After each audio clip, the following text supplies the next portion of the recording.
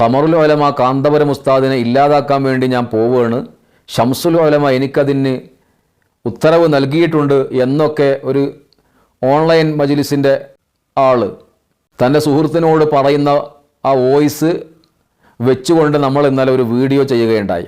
അപ്പോൾ അതിൻ്റെ താഴെ വന്ന കമൻറ്റ് അദ്ദേഹത്തിന് മാനസികമാണ്, സ്വയബോധത്തിൽ പറഞ്ഞതല്ല, ഇതൊക്കെ എടുത്തുകൊണ്ട് ചർച്ച ചെയ്യേണ്ടതുണ്ടോ എന്നാണ്. അങ്ങനെ ഒറ്റയടിക്ക് വിശ്വസിക്കാൻ കഴിയാത്തത് കൊണ്ടാണ്, ഇത് അദ്ദേഹത്തിൻ്റെ യഥാർത്ഥ ബോധത്തിൽ നിന്ന് പറഞ്ഞതാണെന്ന് ധരിച്ചു പോകുന്ന സാഹചര്യങ്ങൾ മുമ്പും ഉണ്ടായതുകൊണ്ടാണ് ഇദ്ദേഹവും സ്വയബോധത്തിൽ തന്നെ പറഞ്ഞതാണെന്ന് കരുതിയത്. അദ്ദേഹത്തെ പലരും ന്യായീകരിക്കുന്നത് അദ്ദേഹത്തിന് മാനസികമാണെന്ന് പറഞ്ഞുകൊണ്ടാണ്. അദ്ദേഹത്തിൻ്റെ മാത്രം വിഷയമാണെങ്കിൽ നമുക്കത് ഒഴിവാക്കാമായിരുന്നു. ഇതൊരു ചെറിയ ഉസ്താദാണ്. ഒരു വലിയ ഉസ്താദിൻ്റെ സംസാരം നിങ്ങളൊന്ന് കണ്ടു നോക്കൂ. അപ്പോൾ അതിൽ നിന്നുള്ള ഒരു തുടർച്ച തന്നെയല്ലേ ഇത് എന്നാണ് ആരും മനസ്സിലാക്കുക.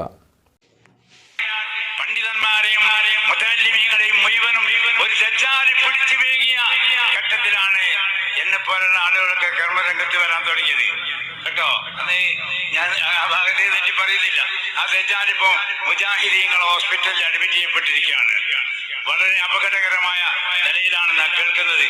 മറ്റേ സോക്കടായി കിടക്കുന്ന ആളല്ലേ, ആശുപത്രിയിൽ കിടക്കുന്ന ആള് മുജാഹിദിന്റെ ഇത്രയും മോശമായ രൂപത്തിലുള്ള പ്രയോഗം വലിയ ഉസ്താദ് നടത്തുമ്പോൾ ഇദ്ദേഹവും അതിൻ്റെ തുടർ സംസാരമാണ് നടത്തിയത് എന്ന് ചിന്തിക്കുന്നതിൽ എന്ത് തെറ്റാണുള്ളത്? എന്താണ് പ്രയോഗിച്ചത് നോക്കൂ. അതും വന്നരായ ഖമറുൽ ഉലമ അസുഖം ബാധിച്ച് ഹോസ്പിറ്റലിൽ അഡ്മിറ്റായി കിടക്കുന്ന സമയത്ത് എത്ര കടുകട്ടിയുള്ള മനസ്സാണെങ്കിലും ഒന്നലിയുന്ന സാഹചര്യമല്ലേ. എതിരാളി ഹോസ്പിറ്റലിലാണ് എന്ന് പറയുമ്പോൾ എന്തായാലും ഇപ്പോൾ അദ്ദേഹത്തിൻ്റെ ആരോഗ്യസ്ഥിതി മോശമാണ്, അതുകൊണ്ട് ഇനിയെങ്കിലും അദ്ദേഹത്തെ ഒന്ന് പറയാതിരിക്കാം എന്നെങ്കിലും ആ രൂപത്തിലെങ്കിലും ഒന്ന് ചിന്തിക്കുന്ന ഒരു സാഹചര്യം ഉണ്ടായിരുന്നുവെങ്കിൽ ഇങ്ങനെ സംസാരിക്കേണ്ടി വരില്ലായിരുന്നു. എല്ലാവരും അങ്ങനെയാണെന്നല്ല, പക്ഷേ ഒറ്റപ്പെട്ട ചില സംസാരങ്ങൾ അതും അംഗീകരിക്കപ്പെടുന്ന ആളുകളിൽ നിന്ന് തന്നെ ഉണ്ടായപ്പോൾ എന്താണ് പറയുന്നത്? ആരെക്കുറിച്ചാണ് പറയുന്നത്? ഒരു സാധാരണ മൗലിയരെക്കുറിച്ചാണോ? ഒരു സാധാരണ വ്യക്തിയെക്കുറിച്ച് പോലും പറയാൻ പറ്റാത്ത, ഒരു സാധാരണ മുഅ്മിനിനെക്കുറിച്ച് പോലും പ്രയോഗിക്കാൻ പറ്റാത്ത അപകടകരമായ പ്രയോഗം നടത്തിയപ്പോൾ അതിനെതിരെ ആരും ഒന്നും സംസാരിച്ചില്ലല്ലോ. ആരെക്കുറിച്ചാണ് പറഞ്ഞത്? ഖമറുൽ ഉലമ കാന്തപുരം ഉസ്താദിനെ കുറിച്ച്.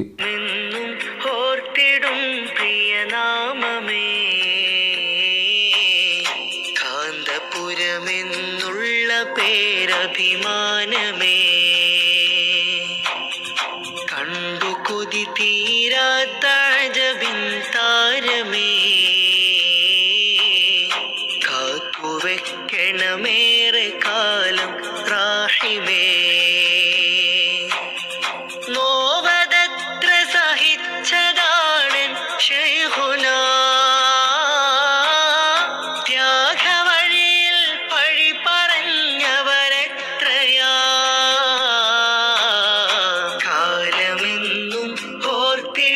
ആരാണവർ?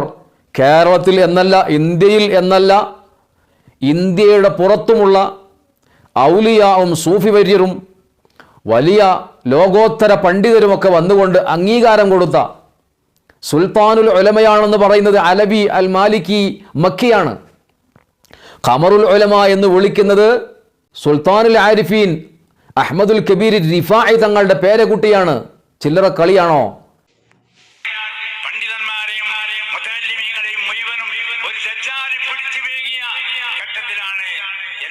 ആളുകളൊക്കെ കർമ്മരംഗത്ത് വരാൻ തുടങ്ങിയത് കേട്ടോ. അന്ന് ഞാൻ ആ ഭാഗത്തെ തെറ്റി പറയുന്നില്ല. ആ ഖമറുൽ ഉലമ എന്ന് വിളിക്കപ്പെട്ട വ്യക്തിയെയാണ് ഈ പ്രയോഗം നടത്തുന്നത്. അപ്പോൾ ഇത്തരം പ്രയോഗങ്ങൾ നിങ്ങളുടെ ഉസ്താദുമാരിൽ നിന്ന് തന്നെ ഉണ്ടായപ്പോൾ കുട്ടികൾ പറയുന്നത് ബോധപൂർവമാണെന്ന് ധരിച്ചതിൽ തെറ്റു പറയാനില്ല. അങ്ങനെ ആരും തിരുത്തിയിട്ടില്ല. ആ വീഡിയോകൾ ഇപ്പോഴും യൂട്യൂബിൽ സഞ്ചരിച്ചു കൊണ്ടിരിക്കുകയാണ്. മുമ്പ് പ്രയോഗിച്ച ആ പ്രയോഗത്തിൻ്റെ വീഡിയോ ഇപ്പോഴും യൂട്യൂബിൽ സഞ്ചരിച്ചു കൊണ്ടിരിക്കുകയാണ്. അപ്പോൾ ആ അനുഭവത്തിൽ നിന്നാണ് ഇതും അങ്ങനെ തന്നെയാണെന്ന് പറഞ്ഞത്. ഞാൻ ആരെയും വിഷമിപ്പിക്കാൻ വേണ്ടി പറയുകയല്ല. ആശയപരമായി ഒരു എതിർപ്പുമില്ലാത്ത രണ്ട് സംഘടനകളാണ്. ഇമാമിയങ്ങളൊക്കെ ജമുൽ ജാമിഅയിലും മറ്റുമൊക്കെ പറയുന്നത് പോലെ ചില തർക്കങ്ങൾ വരുമ്പോൾ വൽ ഖിലാഫു ലഫ്ളിയുൻ എന്ന രൂപത്തിലുള്ള ലഫ്ളിയായ തർക്കം മാത്രമേ ഉള്ളൂ. സമസ്ത എന്ന് ഏത് സംഘടനയ്ക്ക് പേരിടാം എന്ന നിലക്കുള്ള ഒരു തർക്കം മാത്രമേ നിലനിൽക്കുന്നുള്ളൂ എന്നാണ് ഞാൻ വ്യക്തിപരമായി മനസ്സിലാക്കുന്നതും വിലയിരുത്തുന്നതും. അല്ലാതെ ആശയപരമായി എന്തു തർക്കമാണുള്ളത്? രണ്ടും അഹ്ലുസുന്നയിൽ 100% ഉറച്ചു നിൽക്കുന്ന സംഘടനകളല്ലേ? ബിദഅകളെ ഒരുപോലെ നേരിടുന്നവരല്ലേ? എവിടെയാണ് പ്രശ്നമുള്ളത്? ആരാണ് സമസ്ത എന്ന പേരിടുന്ന വിഷയത്തിൽ മാത്രമാണ്. അത് മുമ്പേ ഉള്ളതാണ്. ചില പദങ്ങളൊക്കെ എടുത്ത് ചർച്ച ചെയ്യുമ്പോൾ, അല്ലെങ്കിൽ നമ്മുടെ മദ്ഹബുകളൊക്കെ ഒന്ന് എടുത്ത് പരിശോധിക്കുമ്പോൾ, ഒരു ഇമാമ് വാജിബാണെന്ന് പറയുന്നു, ഒരു ഇമാമ് ഫർളാണെന്ന് പറയുന്നു. വൽ ഖിലാഫു ലഫ്ളിയുൻ, ഈ ലഫ്ളിയായ ഈ പേരിടുന്ന അല്ലെങ്കിൽ ആ പദപ്രയോഗത്തിലുള്ള തർക്കങ്ങൾ മാത്രമേ നിലനിൽക്കേണ്ടതുള്ളൂ. യഥാർത്ഥത്തിൽ അത്ര മാത്രമേ ഉള്ളൂ വേണമെന്ന് വെച്ചാൽ.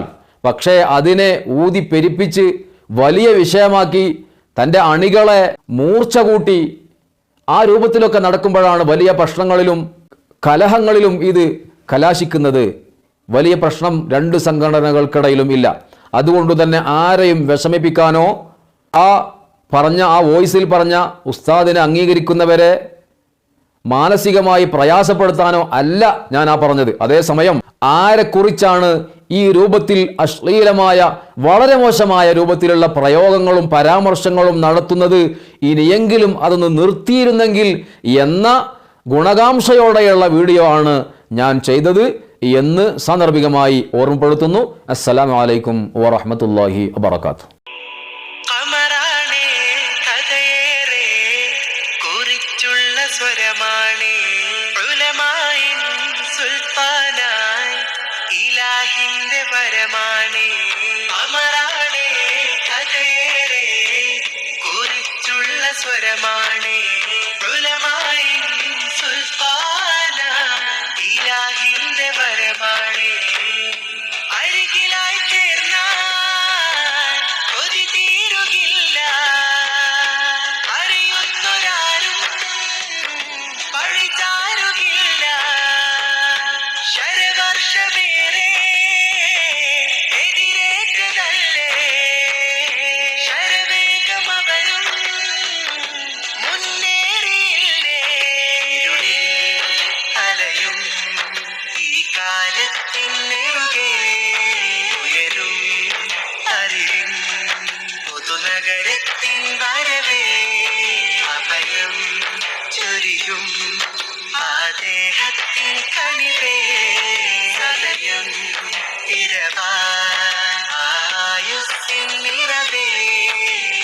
അമറാണേ കഥേറെ കുറിച്ചുള്ള സ്വരമാണേ ഉലമായിൻ സുൽത്താന ഇലാഹിന്റെ വരമാണേ.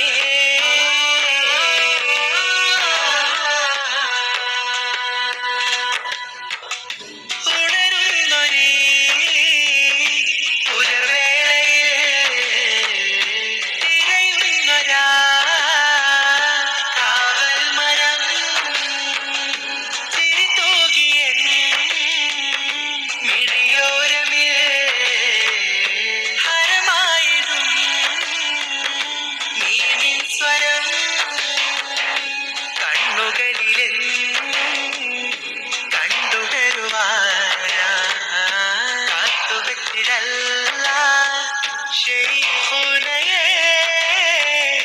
കണ്ണുകളിലെൻ കണ്ടുണരുവാനാ കാത്തുവെച്ചിടല്ല ശൈഖുനയേ. അമറാണേ കഥേറെ കുറിച്ചുള്ള സ്വരമാണേ ഉലമായിൻ സുൽത്താന ഇലാഹിന്റെ വരമാണേ.